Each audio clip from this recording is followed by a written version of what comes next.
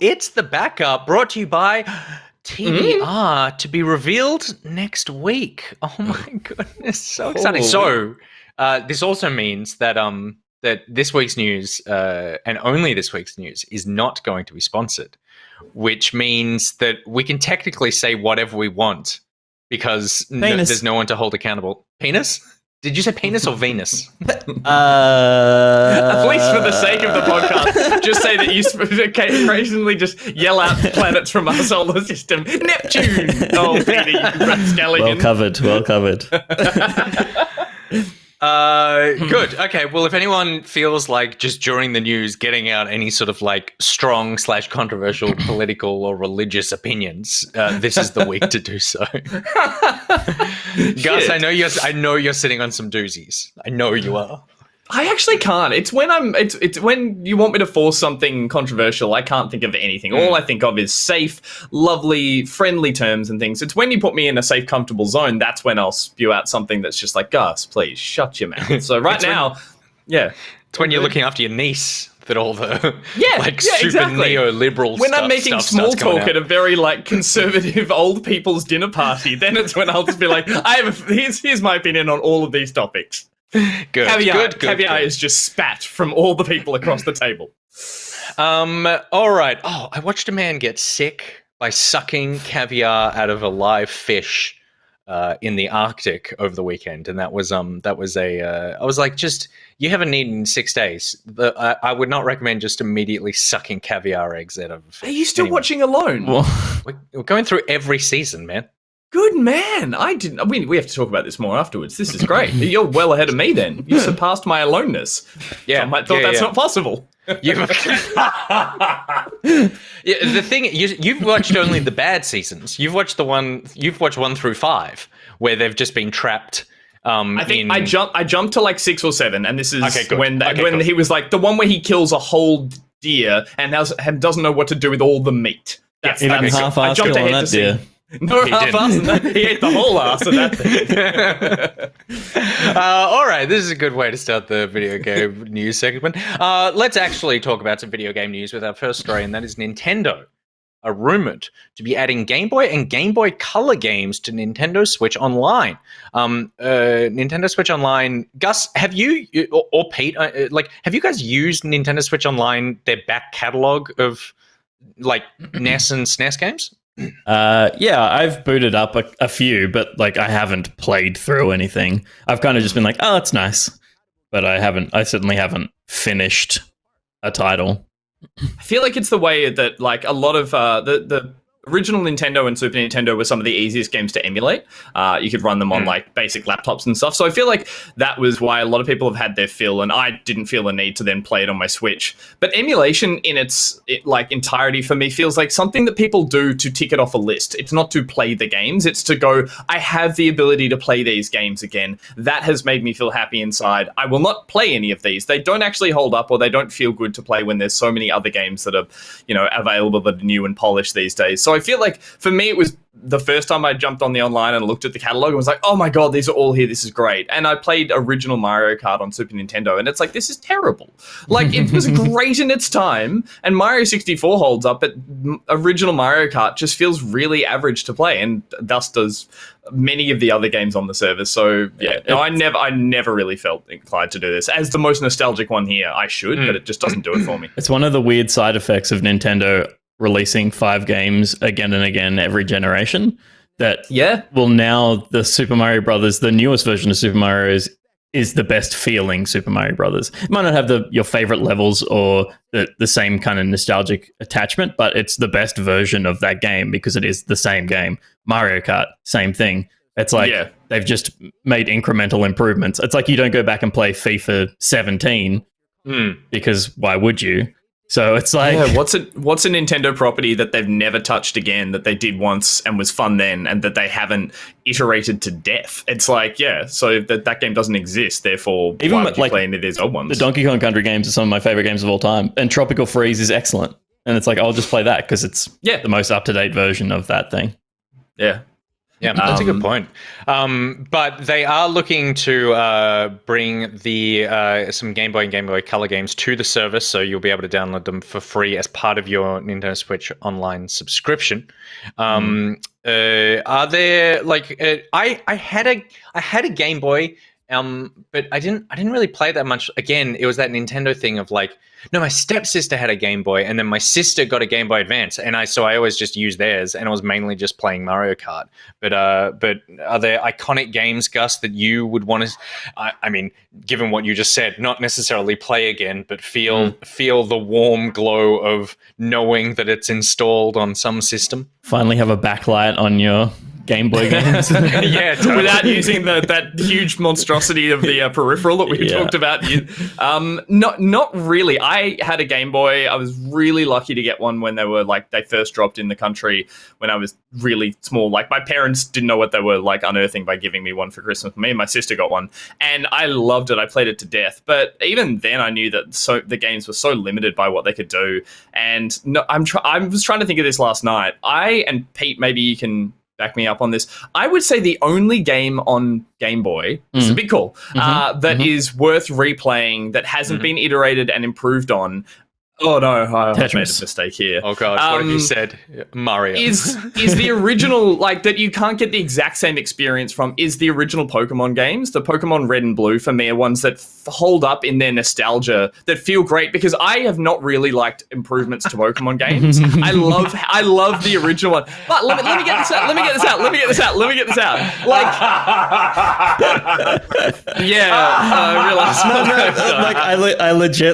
I legit I'm with you, but I wouldn't go and play A Link to the Past on Game Boy, but I would go and play Pokemon Red and Pokemon Blue, because there's everything about the way that looks and sounds, and that it's a substantial Game Boy game. Like, there's not a lot on Game Boy that was substantial. They were all like medium-sized length games. So that for me is like a game that you just, every other version of it doesn't feel as good as that original, whereas it goes the other way around with most other Game Boy games. I certainly have a strong nostalgic attachment to Red and Blue here. Yeah, me too. It was Game Boy Advance was the first remake of those.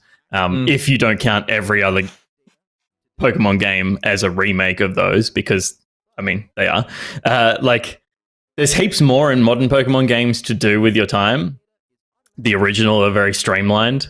I think I would like to play Yellow again, which was like the first upgrade. It was the Game Boy Color version of Red and Blue. It had some color. Pikachu followed you. The sprites got their first full update, but it's still really beautiful art, and it kind of is more in line with the art of the anime than the original Pokemon games, which they are like, you know. There was some Pokemon that you'd look at from behind and go like, what the fuck is that? That's not anything. And by the time Yellow came around on Game Boy Color, it was still that original story, and an original like way to play through a Pokemon game, but you had a little extra friend behind you. I guess if I could backpedal a bit, it's more to say that I reckon the Pokemon games have, in my opinion, we talk about this, Nick, you've said this, they haven't iterated as much. Like, they are the same game. We literally said this, like, in a previous episode. No, sorry, yes.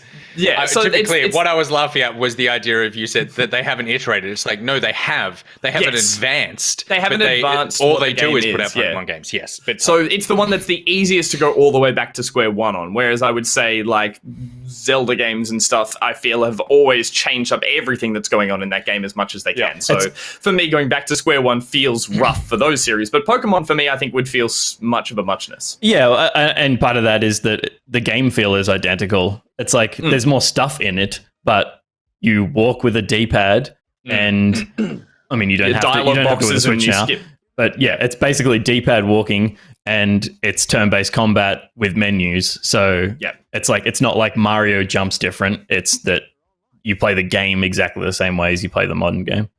And if I wanted to be nostalgic about a Game Boy, a big part of it for me, I think, is the design and the physicality of that wonderful device. Like, having that chunky gray, like, little handheld device, that's the nostalgia for me more than I would say like the love of the game. So I'd be a real wanker hipster and try and find a refurbished Game Boy to have rather than play it on my Switch, I think, because it would just feel like an underpowered game on it. So yeah, no draw card for me in this. I'm not, as a big fan of Game Boy, this does nothing for me.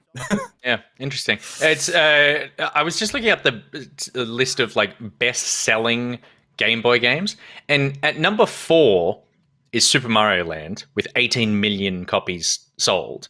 So is there a Scrooge McDucktails in there or something somewhere? That was huge. It will be at some point. But so Mario is number 4, and then number 1 is Tetris with 35 million. So Tetris sold twice as much as Mario. It came with the Game Boy originally. So I wonder if they're bundling that in as a sale. Oh, interesting. Yeah, potentially. Because it came literally on the box with like comes with this one game. So I wonder if that pushes that up. And Mario, that's Super Mario Land, I imagine, which is arguably like one of the weirdest departures from the series, being a land game. It was like, it was strange. Of course, yeah, but it was the first Mario game on Game Boy, so you would think that I mean, 18 million copies is nothing to sneeze at. But but anyway, if you are into Game Boy games, then you have Game Boy games there for you. If you aren't into hate raids, then on Wednesday you did not have Twitch there for you.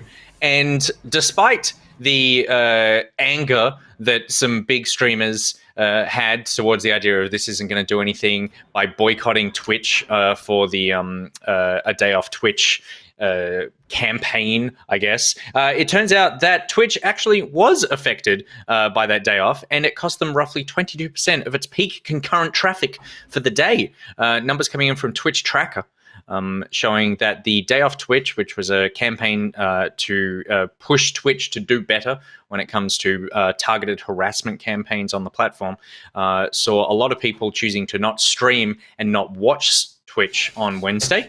We participated in it as well. And Twitch Tracker says that normally Twitch peaks at 4.5 million concurrent viewers on any given day. On Wednesday, it sat at around 3.5 million concurrents instead.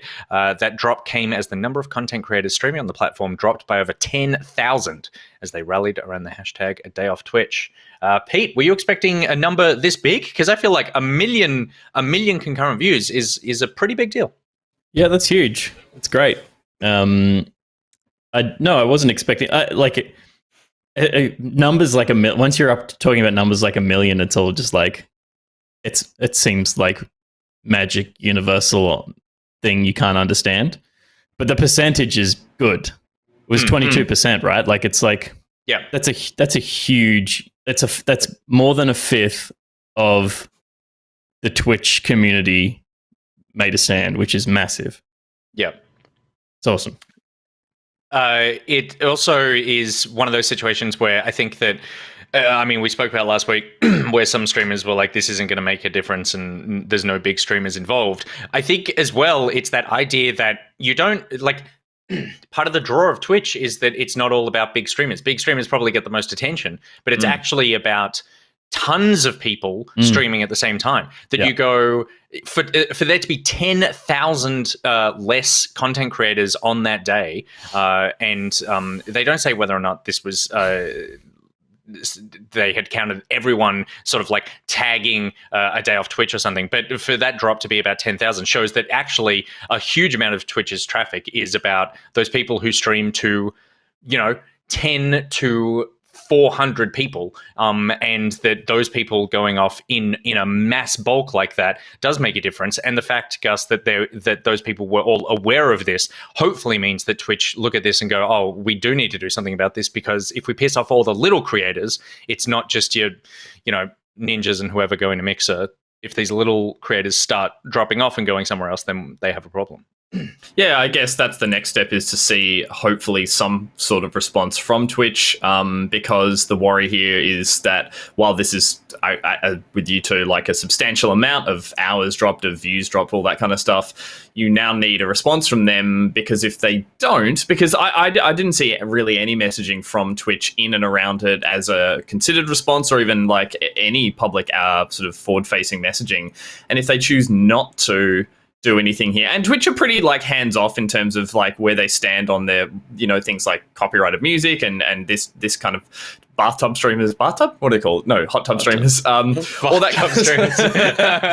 It's like they choose just a man like lathering up and they're pretty quiet about this stuff, which for me can feel very deflating in the sense that it feels like a really strong push that this was positive, and if nothing comes of it, it's like it can really take the wind out of the sails of something being effective and doing something for the platform to actually progress and do something better with it. So yeah, I'd be really curious and really hopeful that there's something from them. Obviously, like it's Twitch, it's Amazon. Whatever bump to their profits this made in terms of ad revenue, I'm sure they can shrug off. It's more to do with the action. It's less about money, and it should be more about the sort of the ecosystem and the community and the good positivity that Twitch can carry with it, and they should see that as something they really need to foster. So yeah, I think even just in some sort of messaging to appreciate what this was and how they're taking steps to try and do something for it, I think would be positive here, because yeah, nothing is just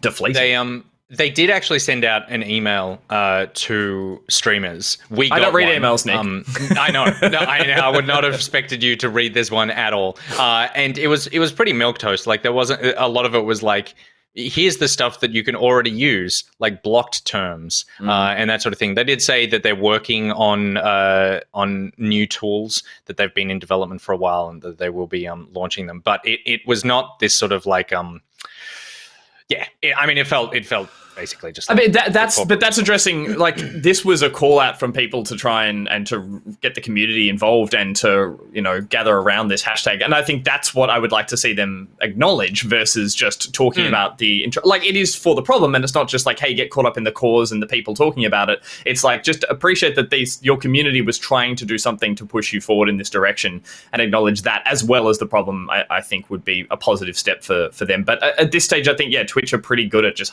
staying back and waiting for either things to blow over or sort themselves out, or people to get tired of you know, pushing for it. So yeah. And we're seeing right now the best thing to come out of this, which was, I don't know if you guys saw this. This was a Fox News interview that they did with the VTuber Buff Pup, and this is literally the first time I have ever seen Fox News do something close to good, and the reason being that you would think that this this format where they're talking to a VTuber live in an interview would be they'd be making fun of this person, but it's done completely straight. And Buff Pup has really good points about what's going on and is really articulate and informed. And Fox just treat it as though like, yep, this is what happens on this platform, and this is just totally normal. Yeah, but wow. To see news anchors talk to a cartoon character was pretty phenomenal. And then it's interrupted with like this guy who's like explaining more about the problem, and then it goes back to Buff Pup, and it's just like, this is great. God bless you, Twitch. I mean, the internet. In general, still angry at Twitch. God bless you, Buff Pup. So we'll see what comes out of this, obviously. But solidarity, friends. Well done. Everybody did a great job, and I'm proud of everybody who managed to make their voice heard by not making their voice heard on that day. Okay, moving on. I'll tell you what. Activision, among the many things that they wish were not heard over the last couple of months, have sort of just stepped into another debacle. This one, well, definitely less serious, but very strange as well. So Sledgehammer Games, with a new Call of Duty, Vanguard, set in World War II, have managed to wade into the New Zealand-Australia wars, kind of like accidentally or unintentionally, I guess is a better phrase. In the game, the four soldiers that you play as are a Russian sniper, a British paratrooper, an American pilot, and an Australian infantryman. Now, they're all four of them are fictional characters, but each of those characters is modeled on a real soldier from World War II. Petrova, the sniper, is modeled on the Lady Death, a Russian sniper. Kingsley, who is the British paratrooper, is modeled on Sidney Cornell, the first black man to land on D-Day. Wade Jackson, the American pilot, is modeled on Vernon Michael, a hero of the Battle of Midway. And Lucas Riggs, who's the Australian infantryman, is supposed to be modeled on Charles Upham, the only man in history to be awarded 2 Victoria Crosses. The sticking point about this is that Charles Upham is actually from New Zealand and he is not Australian. And the other 3 characters have all retained the identity and nationality of the person that they are very closely basing the inspiration of the character on. And it's just very strange that they have made it a New Zealander, and News Hub, which is a New Zealand news site, said that upon learning this, Charles Upman's significance cannot be overstated. No other combat soldier in history has been awarded 2 Victoria Crosses. That incredible achievement belongs to our country alone, New Zealand. It's like turning Sir Edmund Hillary into an Australian, or Lord, or Jonah Lomu. It's an insult at best, it's ignorance at worst, it's a giant middle finger to us all. Peter. Yeah. Is this the one thing that we should not claim from New Zealand as our own? Because I feel like we've touched a nerve. Pretty much. I think it's fair. Like, from a global perspective, it's like everyone knows what Australia is. Have people heard of New Zealand? Like, globally? People don't know that New Zealand even exists, do they? I don't think so. No, there's no culture of any significance has come from Yeah, it. I think it's like there's Australia and then there's like Peter Jackson has an island just off the coast. Yeah. It's Tasmania too. Built by Weta Workshop. Built by Weta Workshop. It's all CG. Yeah. Yeah. Look, it sucks for them. I don't think I wouldn't be upset. It's a funny rivalry.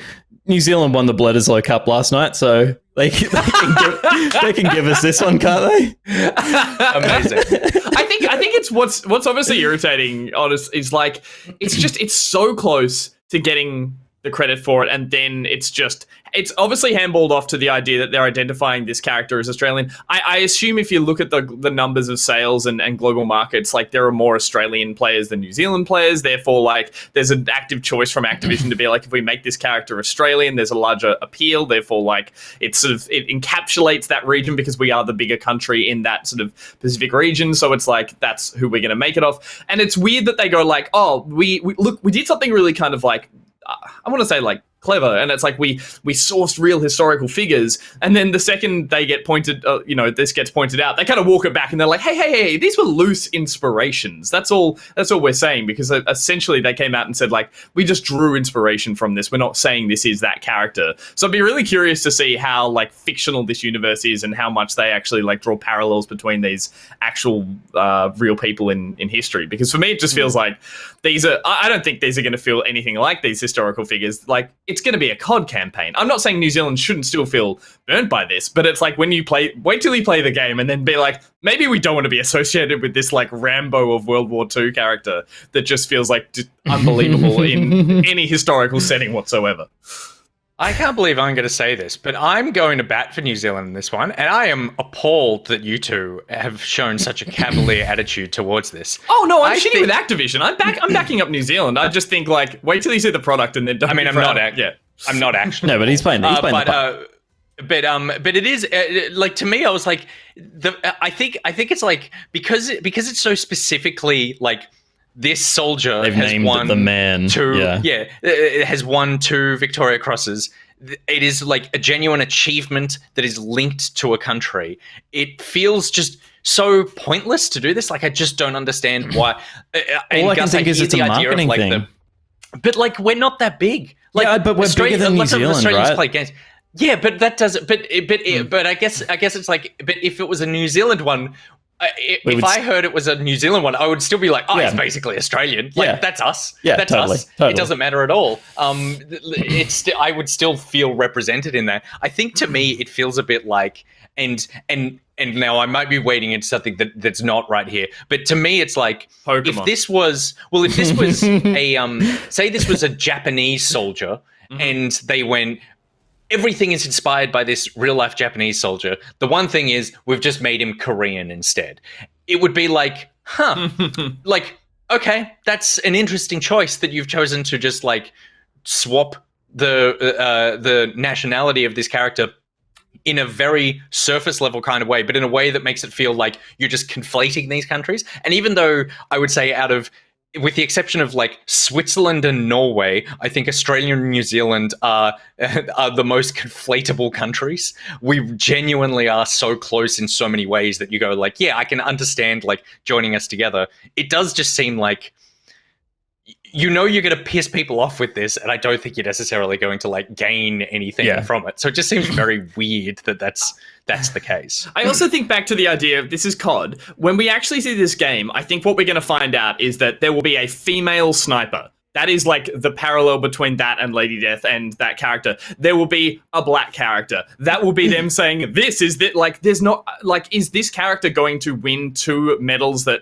no one else has won? Like, is that going to be part of the campaign? Is he going to represent physically any of the attributes of that character based on, like, any photos? No, he's just going to be Australian with a gung-ho spirit. Like, that is literally, I think we're giving COD and Activision way too much credit here for creating like fleshed out characters that are going to have really interesting, as I said, parallels to these actual heroes of these conflicts. They're just using them as like cutouts. I think it's weird for them, as I said at the start, Activision to like champion like, hey, look, we did some research, and it's like, no, you didn't. You literally found historical figures to just like have. Well, clearly they didn't do research. If like, that's like I don't think there's much that they can take from that real life person and put into this campaign, because it's a COD campaign.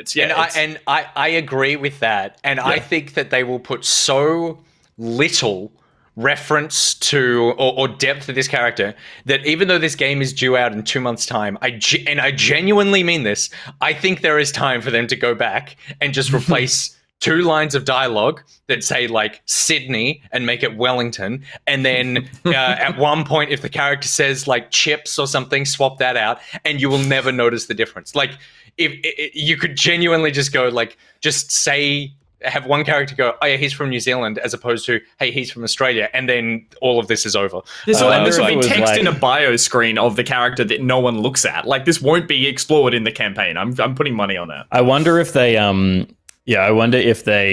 had this New Zealand archetype character on paper, and then they hired an Australian to do the voice work. It's like they just watched Home and Away. They hired an Aussie to do it.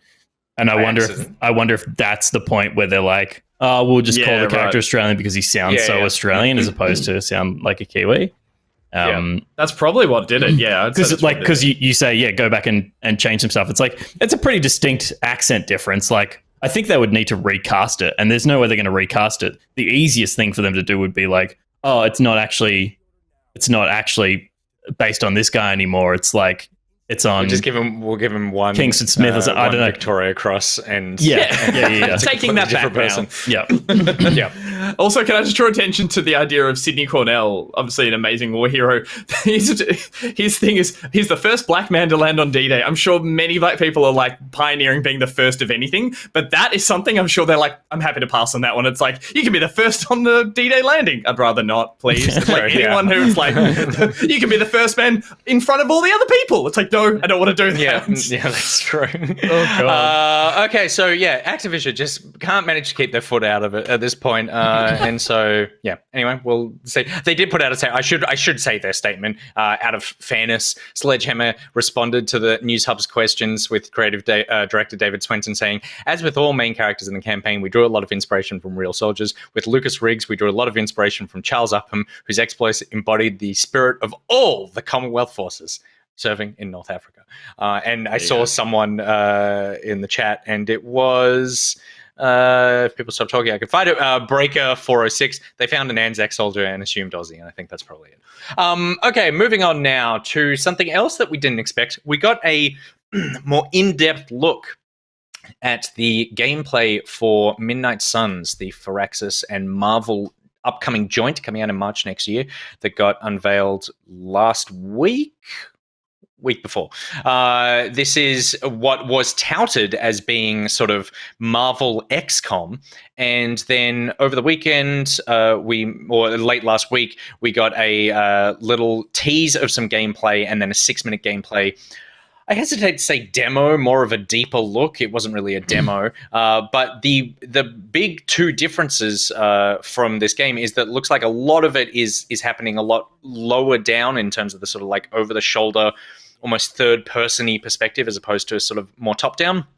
But then most significantly, looks like the game is going to be using a card-based battle system as opposed to the traditional XCOM battle system. Gus, how is Midnight Suns looking to you?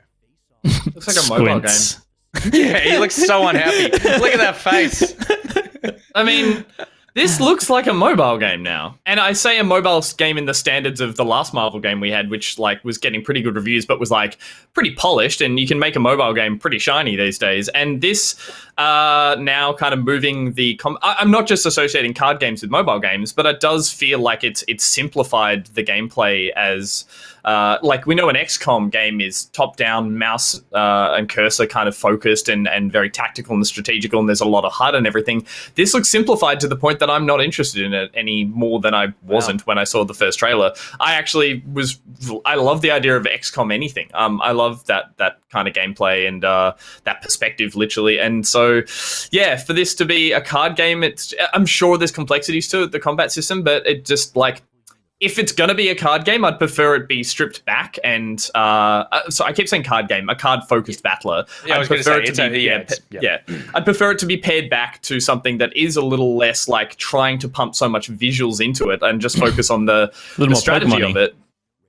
Yeah, totally. Whereas this, for me, is frustrating that I can't probably take full control of these characters, and I get it, and like run around and use their abilities in real time. Like it feels, if you're going to get this close to making a polished-looking Marvel game with this much action, let me be in control of it, or let me be so far away from it that I'm just, the puppeteer. But what's the difference between like? Turn-based XCOM. You're not in control of them in XCOM. Like it's you have just abilities that you swap out for. Like imagine cards are abilities. I think I prefer the idea of there's more strategy to the placement and the arenas and where you're playing. Like these don't look like there's much strategy to that. It's more about who attacks when and it's in an open field. There's a little bit of sort of like cover, or like using environments for explosives, but everything looks just like an arena brawler, so to speak, with the cards as the way to sort of mix up your abilities. I'd prefer mission structure around locations and settings and with interesting areas. These just look like, as I said, pretty bare bones arenas, and therefore doesn't really do much for me. I don't know. You love. Sorry, yeah, I do. I guess part of that is that like a lot of these characters are melee focused, and in XCOM most of them are just wielding guns. So you need to keep them closer. I'll get to me in a second. Pete, is this tickling your giblets in any way? I was pretty cold on this when I first saw it. I'm still not like hyped about Marvel XCOM. I do think the card system is an interesting and good change to step away from. And like, not to argue against your points just for the sake of it, Gus, but I just think like when you've got superheroes, they're not just firing a weapon every time. It's not just like, because in XCOM, the gun does the same thing, or they throw their grenade, or, they have their one extra tactical ability. When you think about how cinematic fights are in a comic book sense, it's like they're doing something different every moment. It's like they have these magic powers, they can do whatever the hell they want. So to be able to throw cards out, it's like, oh my, I've got this ability and this ability and this ability, and while they're functionally a melee attack that does X amount of damage based on your class or the card itself, it's like it feels a bit more dynamic than just going shoot, cover, shoot, cover, move, shoot, cover. This guy's got ice. This guy can be a telepath. This one can use telekinetic. Yeah, like it's magic versus guns. Yeah, so I think it could actually be quite interesting if there's enough diversity across it and enough kind of like you feel like you have enough at your disposal all the time. I really, really like the idea of basically Mass Effect 2ing the base going back and having conversations with everyone and building relationships which unlock better cards. It's like you like focus your narrative around characters, and then that rewards you with better relationships and a better dynamic on the battlefield as well. Doesn't that come off as bloat to you? Like that, Marvel games have so much bloat. I feel like when they take you around these hubs and menus and like just it feels like busy work when I want a really good core. Like I want that core gameplay to be fun. It just doesn't look it to me. But, like to me again, it comes back to I don't care about that with a dude whose head's on fire, but I would in a different scenario. So it's like I think it's a really cool. Mechanic or structure to a game like this, which I would like to see in something with a different skin that's not Marvel, where I think that's where I would prefer to do it. I don't really want to talk to Doctor Strange to find out about his voodoo magic stuff, whatever. But I think it's a really cool thing for people who do. I think it's awesome that because they're such strong characters, right? It's like, if you didn't get to talk to them, if they were just XCOM characters with a name who died and the only thing that you have to say about them at the end was, oh, it's sad that this guy who had some random name generator name died, or you named them yourself and they died, devastating. That's a cool little dynamic. But here you're like, oh, I got to talk to Doctor Strange and like learn about him. Yeah, and also I think that it's like, why use the Marvel license then if you can't engage with them beyond just a set of powers, which you could have just put these powers on anybody. Yeah.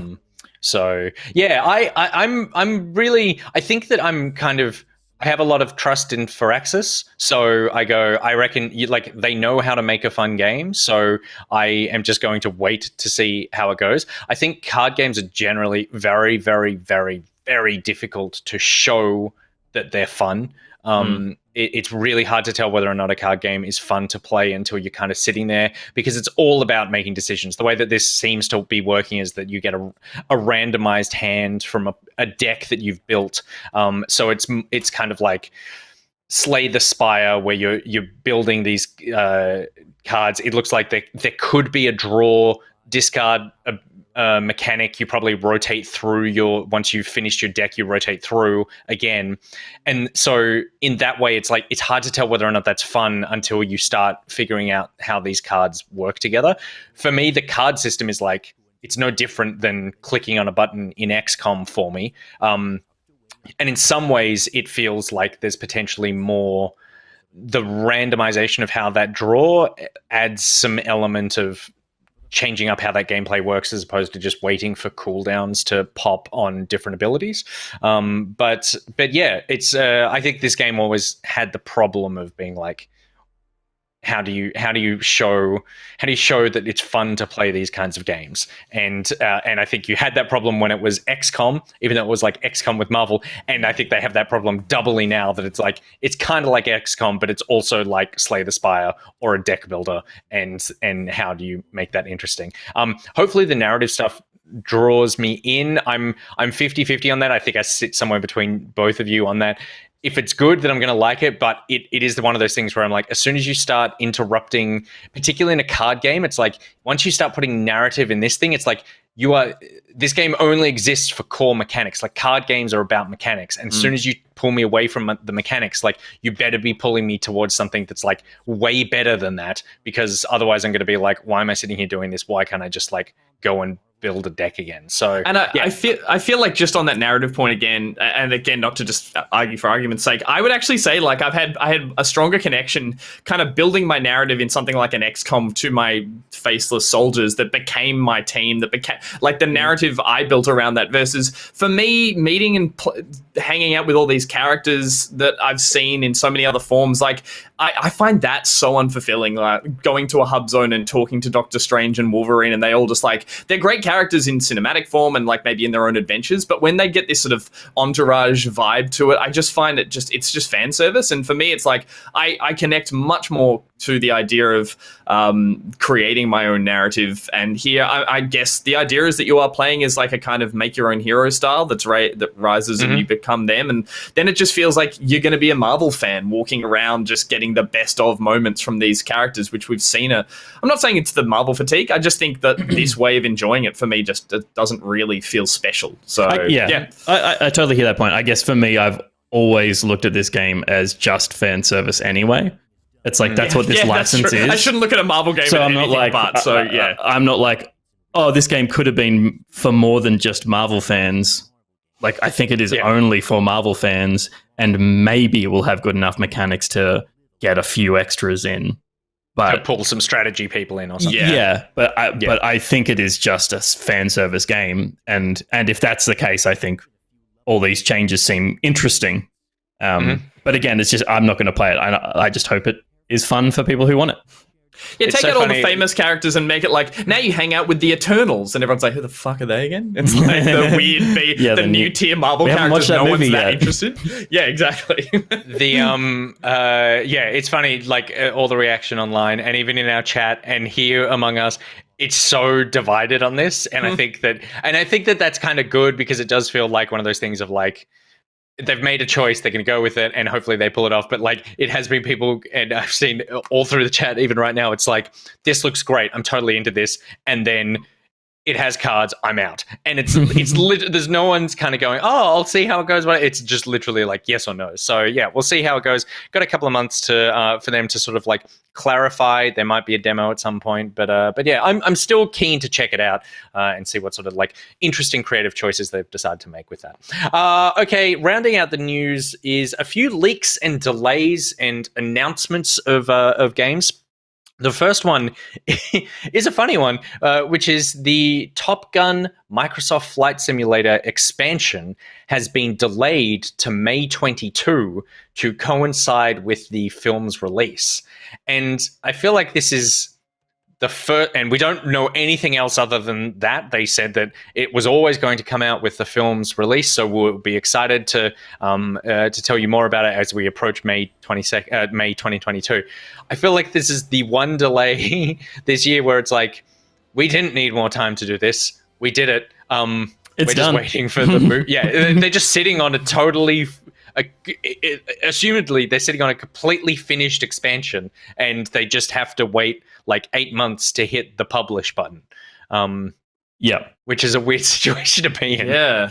It's funny as well, because I was playing Flight Sim on Xbox when they did the release recently with a couple of friends, and I bought, I think it was $20, I bought a jet that was another vehicle you could buy, or another aircraft. But I believe, and I might be wrong here, I believe it's like it's custom made, like it's made by the community that then Microsoft says, cool, we'll put it in, because it's really hard to fly, which is also what a jet should be. But I couldn't tell. I spent an hour trying to take off and just stay stable, and I couldn't. It was like, it just kept dropping out. It was like really confusing. And my friend who was flying around the little Cessna is like, who didn't spend $25, just watched me go to the moon and then plummet. And I was like, I can't get this thing to fly in a straight line. So I'm really curious to see if this is slightly more streamlined, because every time I got frustrated, I'm like, someone who built this fucked this up. And my friend's like, it's a jet fighter. It's like, it's one of the hardest vehicles to fly in the world. I'm like, I guess you're right. So, I'm curious to see what I assume one built from the ground up in the game by the developers feels. That's very interesting, because it is like the entire game is built around authenticity. The entire game is like, this is what it's like to fly a plane. It's a simulator. It's not an arcadey kind of thing. And so if it's like these incredibly difficult planes are out, it's something that we assume will pull people in because of the license. But then they come in and they're like, oh, right, yeah, this is cool. I think I was flying an F-15C, maybe? It's there just to make people more impressed with Tom Cruise sitting in the cockpit at some point. Totally. Like, oh, wow. I can't believe he sat up there. Wow. It is interesting. Yeah, I obviously, like, it was just part of the deal that it comes out at the same time that pushes people towards the film, but there could also be just the very small chance that the Top Gun expansion has some sort of like story tie-ins as well to go. There is some narrative stuff that it's not just like, oh, you get the plane, but there's some sort of thing that whether it's spoilers or it sort of speaks to the film more. I'm fairly certain it's just delayed. The final mission is you flying rubber dog shit out of Hong Kong. Ooh, very nice. Or just buzzing the tower. I feel like those are missions that you could do. Like, considering Flight Sim has no combat and shouldn't have combat in it, it'd be cool if a lot of them were just like flying below the hard deck or getting locks on other characters in a training mission or buzzing the tower. Like, some stuff like that would be like some fan service like that. Oh, what if it was just 6 jets playing volleyball? Perfect. Either that or or there's no people, topless but jets. like it's just an oiled up jet. Yeah, like or you just lift it angrily up, drive a the bottom motorbike. is just ripped. You just angrily drive a motorbike around to take your breath away or whatever. That song just like 6 times, which gets played like 6 times in that movie. It's a great a bit song. much. It gets played too much. Yeah. The movie has one note, and that's like, look how fast these planes go. Like the movie doesn't really have a plot from memory. And look how fast these boys play volleyball. Look how that's fast. true. Look how oily that look is. how fast Kelly McGinnis closes the deal with Tom Cruise. So look how fast Goose's neck snaps. Yeah. Oh, too soon. Too soon. Next up in the leaks and delays section is neither a leak nor no, it is a leak. It's a leak. It's not a delay. That apparently a remastered version of Alan Wake that is yet to be announced could be coming in October. There's a leak from the same site tracker that discovered a listing for Final Fantasy VII Remake on the Epic Game Store. Found Alan Wake Remastered listed there as well. Pre-orders for console versions have also started appearing on Taiwanese websites with October 5th as the release date. That's There's soon. one for the Xbox Series X and one for the PS4. It is soon. It's in like a month. It's a month. Oh, man. I loved Alan Wake. I don't remember it at all. No, I remember credits, multiple or title sequences, episodes. I remember thinking it was like the coolest idea for, what at the time was, I guess, at the top end of a AA game. Remedy was still kind of like finding their foothold. Well, I feel like Remedy have never. I don't think they've never made a AAA. AAA, right? I think they're always at the. Yeah, totally. You're totally right. It's just I think that the Alan Wake effect is that you go like, these guys know how to make awesome narrative games with interesting mechanics that tie into that narrative. And this was the one that started it, where everyone's like, these guys are amazing. I can't wait to see what they do next. And they're still riding. Yeah, they're still riding on that line. I think I played half of the sequel, the one that was like a bit more American Nightmare. American Nightmare. Yeah. And I really liked it, but I never played this, and I really want to. This would be a good time to play. It's. I'm like Pete. I don't remember too much about it, other than I remember loving it. And I do we don't know anything about it. I assume it's not a full. From the ground up kind of remake style thing, because they just would have announced that. That's a lot of work to sort of drop in secret. But the game, so much of the game is built around lighting. So much of the game is built around torches and darkness, and everything is sort of particle effects and stuff. Yeah. So the idea of if they could put some sort of ray tracing, lighting is kind of. I think we're beginning to realize that lighting is the big change in these consoles. Of the things that you can do with lighting are really something that is affecting how games are looking. That if they've really gone to town on that, then this would be a pretty spectacular game to go back to, with like a 4K remaster and some great lighting tools in there. But yeah, I'm definitely keen to jump back into it and at least play an hour or two to sort of get my head around why the hell I loved Alan Wake so much, because I really, really did. Yeah, he was just a tortured writer. So tortured. And I wanted to be a tortured writer. At the time, I was just a writer, but I was quite happy, so I just wanted to become tortured. Moving on, and it is another leak is that the Nickelodeon All-Star Brawl is apparently coming on October 5th as well, and heading to the Nintendo eShop. We got some listings, some leaks around some details for it, that the game is going to be 2.9 gig, that it will release on October 5th this year, and they also, there was a leak of the official cover of the game, which confirmed a few of the characters that they had not yet confirmed. And that was Avatar. We get Aang and Korra from the Avatar series, and then we also get Ren and Stimpy as well, confirmed apparently via the box art as being part of the Nickelodeon roster. This was cool in the sense that I remember I have to eat my words when we talked about this back on one of the main shows, that I was like, I'm disappointed with the roster of characters considering it felt like a bit of a B grade thing. And you guys were like, this gives you the game the chance to like drop more characters after the game releases. But I didn't quite realize they then have had one trailer which has announced that CatDog and April O'Neil from Ninja Turtles is part of it. And and I think there was a third in that release trailer that we talked about, but they looked like an awesome character to play this as. And then Ren and Stimpy was like, oh, that just fills my quota of enough cool characters that I'm attached to personally, that I'm like, I'm on board with this now. The game looks gorgeous, doesn't it? How good is it? Look stupid the CatDog fun gameplay in particular looks so much fun. Yeah, because I think I talked about some of the boring character choices, which obviously Brawl, not Brawl, what am I talking about? The Nintendo one. Oh, Smash Brothers. Smash Brothers. Jeez, thank you. Like, the best characters are the ones that have like a strange build and some weird aspects to their design, versus what Smash Brothers did, which is bring in a lot of sword-based characters from your JRPGs and stuff. Whereas I thought similarly here, I thought a lot of the characters are like, bipedal humanoid characters with just an interesting punch.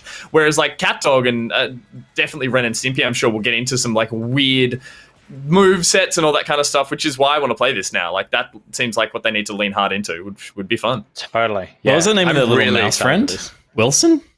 The little blue mouse that kind of had an attitude thing? Yeah, the little punk. Yeah, I don't know. It was weird. From where? CatDog. From CatDog, yeah. There was like a little blue mouse that came out and always told Wilson them like... T. Oddfellow. Wilson T. Oddfellow. What a throwback. Yeah.